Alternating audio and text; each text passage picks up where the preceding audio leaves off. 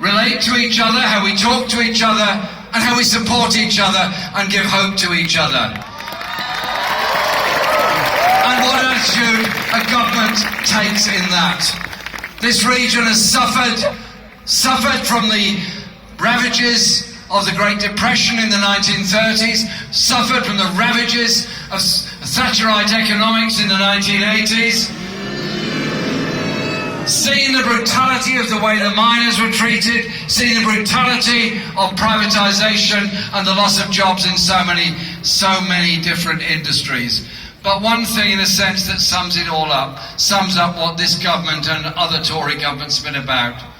When the steel industry got into a crisis because of dumped steel, because of a lot of other issues, and those that thought they could asset strip the industry and Redcar got away with it because a Tory government let them get away with it. I'll tell you this, a Labour government wouldn't stand by and see an industry destroyed, wouldn't stand by and see those jobs taken away, wouldn't stand by and allow those communities to suffer so much. We instead would invest, and investment is what is the key to it.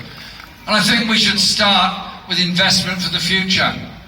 The future is our children. The future are our young people. The future is theirs and what they can contribute to make this world a better and safer place to live in. So we start at the very beginning. Start with children in preschool. Our offer, 30 hours a week for every child in every part of the country in preschool facilities, free. Yeah. So that, as in life we have to do things together, let our children enjoy those wonderful preschool years together. Their first memories will be of doing things together. Children from all around, children from different backgrounds, learning and doing things together. That surely is what makes humans strong and makes them support each other. And then you look at the crisis facing primary schools at the moment. Head teachers desperate to know what to do, desperate to know which teacher they're going to have to dismiss, which teaching assistant they're going to have to ask to leave. In secondaries, which subjects they're going to have to close down and cut off. And then they ask the government, where's the money coming from? What are you doing for us? And they say, well, there's a new funding formula, it's perfectly all right. If you haven't got enough money, well, have a collection amongst the parents. Well, I'm really, really sorry about this, but it's simply not on. We pay our taxes that there be education for all children. And if you rely on the parents that can afford it to fund the schools that can raise the money, look what happens a few years down the line. Some schools have got a lot, some schools have got a lot less, some children have got more, some children have got less. Sorry, government, you are totally wrong. You've got to put the money in for all children. But you know what? Children going to our schools must learn, of course. Must learn all those important subjects, of course. But it's very hard to learn when you're hungry. It's very hard to concentrate when you're hungry. The Tories, as Ian pointed out, proposed to take away the limited number of free school meals being offered by the coalition government and replace them with breakfast at around 7 pence a head. I don't know when was the last time any of them went out to buy a breakfast. I have never seen a breakfast you get for 7 pence. It's an outrage, a disgrace and an insult. So what are we going to do? Something a bit different. A very bit different. We are going to make sure every child in every primary school gets a school lunch every day, taken with all the other children. And it will be free and open to all of them. So again, that experience of doing things together, which I am very keen on and very proud of.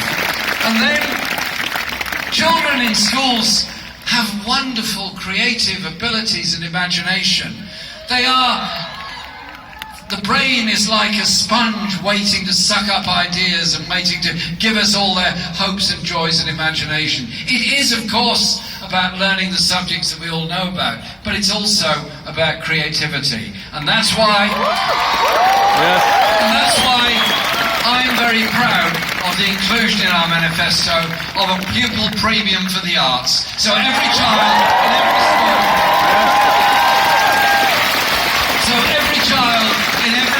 school, will be able to learn a musical instrument. And again, it has the effect, that wonderful imagination and effect. And you know what? We're also going to create a quite big creative arts fund for the whole country, so that wonderful places like the stage, wonderful places like the theatres will be properly supported. But above all, that creativity in music means that our musicians need a place to rehearse and places to perform. And we understand that, and we're doing all we can to improve those facilities. And then later on, as young people go through the education career, yes, their ideas grow and their demands grow and their needs grow. But their choices should not be restricted either by parental income or the postcode they come from. And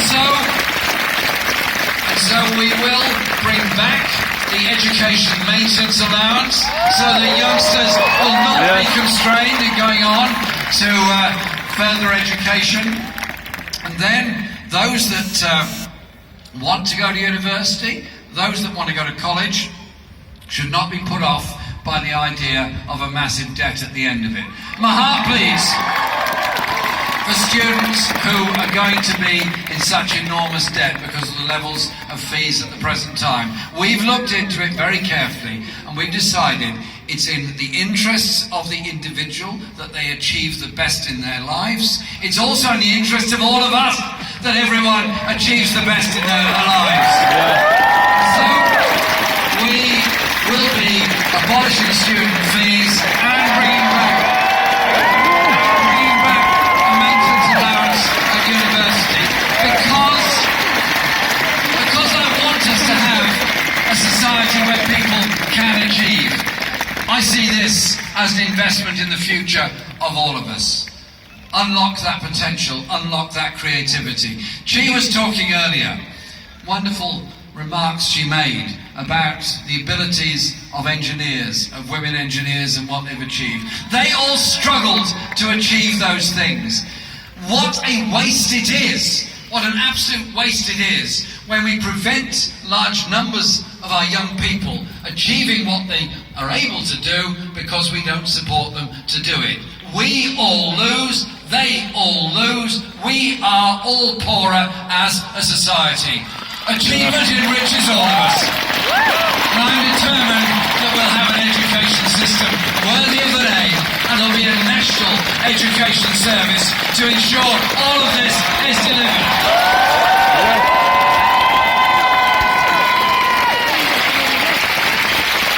One of the greatest achievements of my party when it's been in government, and I believe of this country, is the principle that healthcare, free at the point of use, is a human right for all of us. It's not the case in all parts of the world. If you were a crowd in the United States, you'd be looking at each other and wondering what level of health insurance you had got. Whether if you got cancer you'd be treated or you wouldn't. Whether you could go to your doctor or whether you couldn't. Well, that's not a choice that is available in this country because we have an NHS. But I tell you this, if this government remains in office, what will be the problems in the NHS in 5 years' time? How much will the debt be in each hospital? What level of wages will be paid to skilled doctors, nurses and technicians in hospitals already having had several years of frozen wages? It's just not acceptable that the NHS should be treated in this way. So John Ashworth on day one will suspend the sustainability and transformation plans. And look again at the whole issue of our National Health Service. Look again at it and ensure it is properly funded and invest the money it needs over the first Parliament of the next Labour government, because I want there to be that health service there for all time. Nijbovan said it would last as long as there are folk with the will to fight for it. We're folk, we've got the will, we'll fight for it. But there are other aspects that have got to be looked at, and at this very moment, I'm sure you know some of them, there are 1 million people waiting for some kind of social care. Often elderly people, sometimes in great distress, sometimes those with very special needs or disabilities needing that help. 1 million people waiting. That is simply wrong. And it's all very well for a Tory government to try and do one-off deals with this county council or that council or another. Sorry, that is not acceptable. What we will do is immediately put emergency funding into social care to remove those people on the waiting list from the waiting list to being supported and cared for, and set up a national care service. Because at the moment there's something wrong. If you suffer from a cancer, you get treated correctly, you get supported correctly, and you don't have to pay for it correctly. However, if you suffer from dementia and you need that care, it's not the same at all. I think we have to start looking at it differently. We support education, we support health in all its aspects. I'd also just say this, that Ian mentioned it earlier, Ian Lavery mentioned it earlier, the question of the mental health crisis across the whole country. Let's collectively agree we're not going to make rude remarks, jokes, or stigmatise those people who are going through stress and mental health conditions. We're going to reach out and support people instead. And that in government we will properly fund our mental health services so that the support is there for them, and in schools and colleges as well, so that we again have that inclusive approach to our world and our society.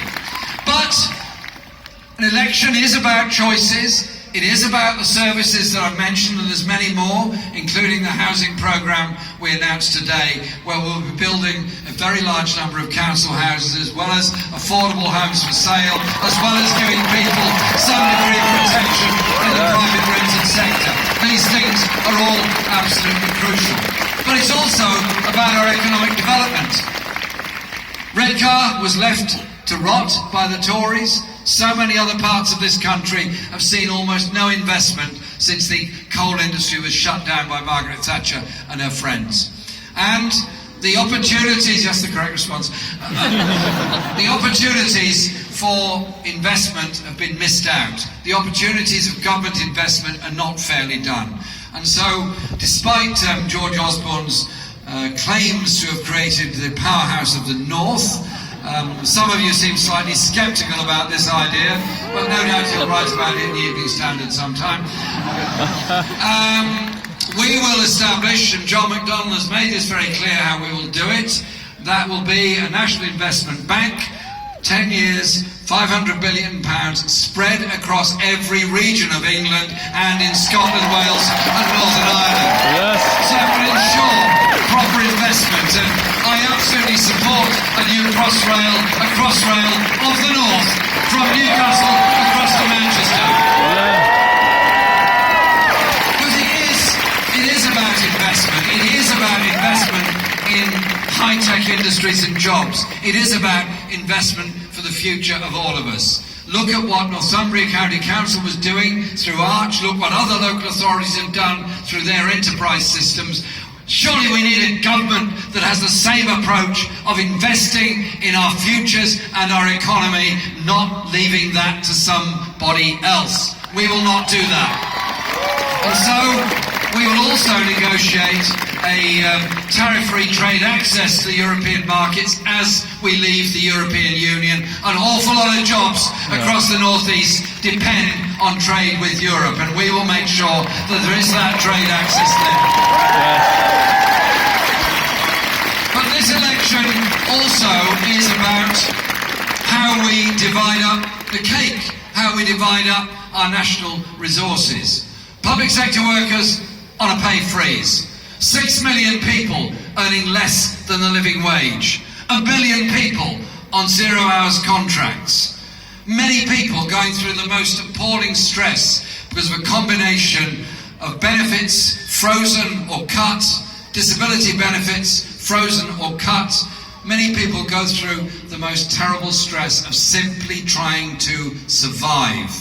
Whilst at the other end of the scale, there seems to be a magic money tree. That magic money tree magically cuts tax for the biggest corporations, seems unaware of the money that is siphoned off and put in tax havens around the world, and unconcerned about the lack of investment in the day-to-day services that we all need and support and enjoy. And so, yes, there will be tax rises, but not for 95% of the population. Those with the broadest shoulders will be asked to pay that the rest of us might benefit from the decent services and investment that we need. And that is what I think this election is fundamentally about. It's about the kind of world we want to live in. The role of all of us in a creative, supportive community that does things together. Look at the way communities can come together in the face of adversity, support each other and change things. Look at the wonderful gatherings in Manchester straight after that appalling atrocity was there. Look at the gatherings in London tonight in exactly the same mood. It is about communities coming together and making sure that we support each other. And so, in this election, in the last few days that we've got available to us, just think for a moment of the choice. Think for a moment of the choice before this country. Re-elect this Tory government, and it is a choice between Labour and the Tories. And we're not doing deals with anybody, we're fighting this to win.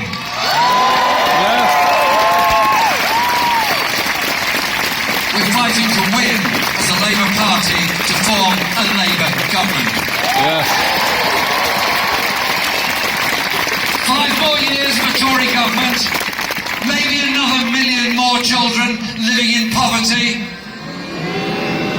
How many more libraries closed? How many more school classes overcrowded? How many more people living in desperate poverty? How many people at the end of their tether sleeping on the streets of our towns and cities? How much more can we take of this? The answer is we cannot, we should not, and we will not. And so, what I ask you to do is understand how things ever happen in politics. How big movements of people do create things. Trace the history of the growth of democracy in Britain, and you trace the history of the growth of social protection, of support, of services, of development, of opportunities for all children, all adults. You trace it that way.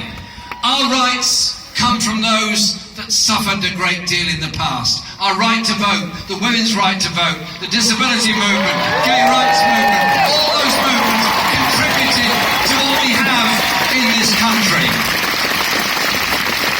And so, we move to an election in 3 days' time. And when you go to vote, think very, very carefully about it. Think of the offer the Tories are giving you, or think of the kind of society we can create together. Because it isn't just about electing people to office, it's obviously what they do in office, but it's what all of us do to take all those ideas forward. The creative economy, the growing economy, the education system, the health system, the social care system, justice and decency for pensioners within our society. The Tories would set young against old. The Tories would set region against region. We don't do that. We bring people together. Look around you in this crowd tonight. Look at all of us here today, in our thousands, here in Gateshead. We're young, we're old, we're black, we're white, we're gay, we're straight. We are a crowd together.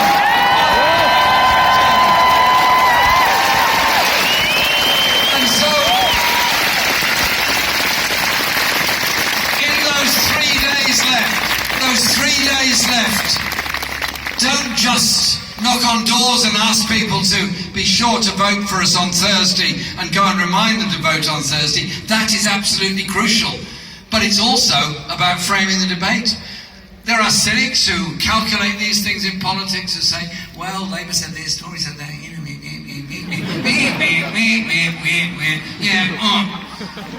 okay, now what did all that mean? Well, it means this: we have to understand that we down here really fully understand this whole system, and all those people out there that are turning up at Labour rallies, they don't really understand it. Well, I tell you this, we absolutely do understand it. We understand what this popular movement is about, the kind of world that we can create. So when you are having those conversations, ask this question: is it right that old people, too many, living in poverty? Is it right that waspy women have been so badly shortchanged by this government? Is it right that so many young people are not achieving all they could? Is it right that we have a government that seems incapable of even writing a letter to Donald Trump and telling him he's wrong on climate change?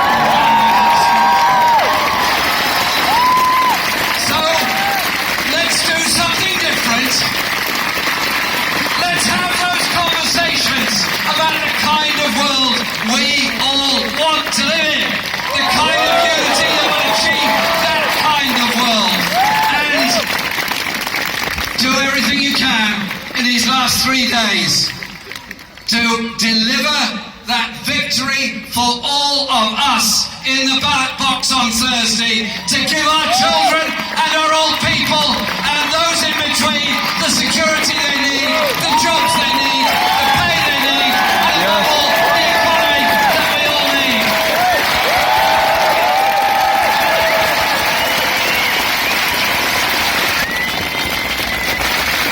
Tonight here in Gateshead in the rain, we've shown just how much support there is. We've shown just what unity there is to deliver this programme. I want to say thank you very much for being here. Thank you to all those that supported. Thank you to all those that have gone before. And thank you for having the ability to put hope over fear, to put unity over division.